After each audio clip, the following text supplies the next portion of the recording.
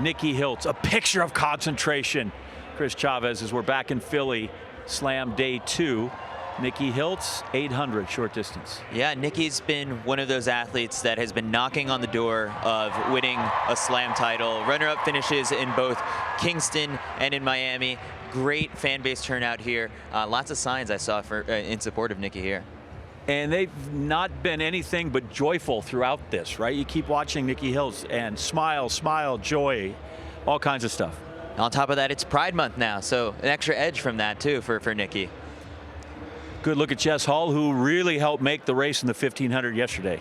Yeah, Jess is someone who, like that 158 personal best, sneaks up on you because could be a threat here today.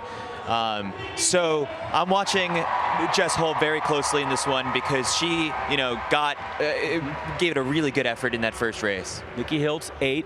Mary Mora, oh, look, there's a world champ in lane 7. Yeah, won the 800 in Miami, and you could say she saved some for today by kind of coasting it in yesterday's race. Daribi Weltelji, what a great move on the home stretch to win the 15. Sitting in the driver's seat right now with those big 12 points. Someone who has looked really good all throughout the Grand Slam season. It's not gold, but I wouldn't mind having a silver medal in the Olympics, Jess Hall. Yeah, Jess Hall is a threat across both of these two events. Yesterday, she wanted to go fast, and she was the one who really pushed it once the pace started to relax a little bit. Georgia Hunter-Bell, she's got a Paris medal as well. Yeah, and the versatility across both events to be a threat. Georgia's been training so hard in South Africa that, for this to be her first opener, it's been off to a good start so far.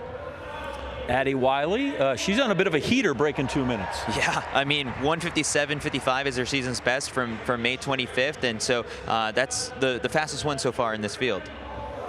Lane 2, Abby Caldwell. Probably had the farthest to travel to get here, coming all the way from Australia, but putting together a really good season so far.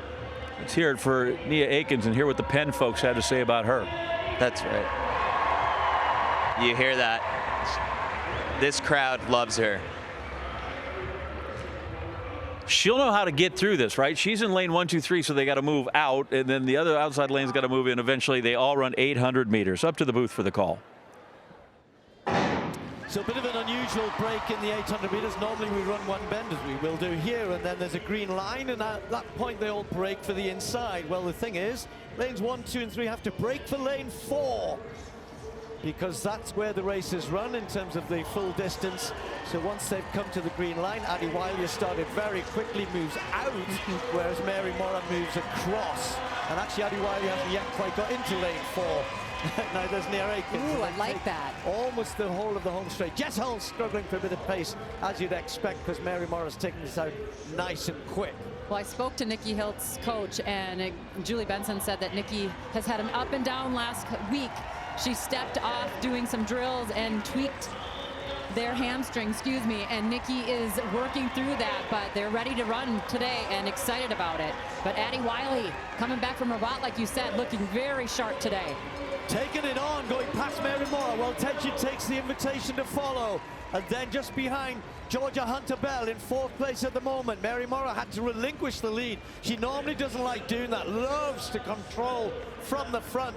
But this is not over. Mora now coming back past Weltelji, who just gets balked a little bit there. So Addie Wiley down the back straight, stretching it out. Jess Hull has got much closer now. The Australian, 1 of 5 in there. Nikki Hiltz struggling. Mary Mora, Wiley, Weltelji. Wow, look at how Mora is going backwards just a little bit, but Hull is starting to go. Jess Hull just gave Hunter-Bell a bit of a push or a nudge around that bend. Hunter-Bell starting to try and come back, but there's Weltelji doing what she does best, hitting in the front and going away from them. But now Hunter-Bell forging down the home straight. Has she got enough time? Finish line is coming. Weltelji is heading for the slam.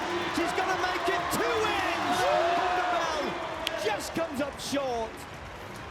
Jess Hull, 3rd place behind. Weltelji hung on there, just thought she might have gone there early. I really would like to have a little look at what happened with 200 to go, because just as you were talking, Carrie, Jess made a big move around Hunter Bell, who lost ground, lost a good couple of meters and maybe a bit of momentum, and had to go wide, and then came back again in the home straight.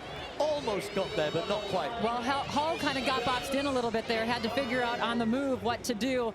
Hunter Bell really looks strong. She said she is in phenomenal shape right now, and she was so excited to race here for the first time. But Telgi, excuse me, she needs to just be so proud of how she's coming along in this series.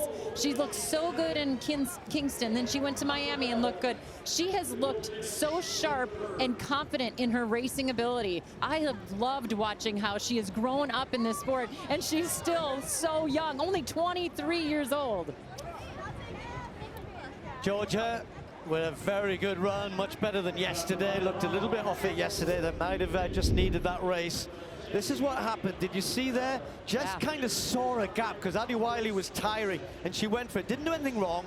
It just, I think Hunter Bell probably almost would have regretted letting that happen, because then she had to go wide around Addie Wiley, and then when she's attacking from here, she's just lost that 2 meters, hasn't she? Yeah, well, Telgi looks so good, but I want to say Hull has to be proud of her racing, the way that she snuck through there, got third again. But Hunter Bell, this is her first meet outdoors this year, and she's looked so good. She said she is so excited for every single experience. She actually said, I put my hand up for anyone that wants me to race in her race right now, because they actually went away from the sport, retired from the sport, and came back in and is just running phenomenally. So what a fun race today.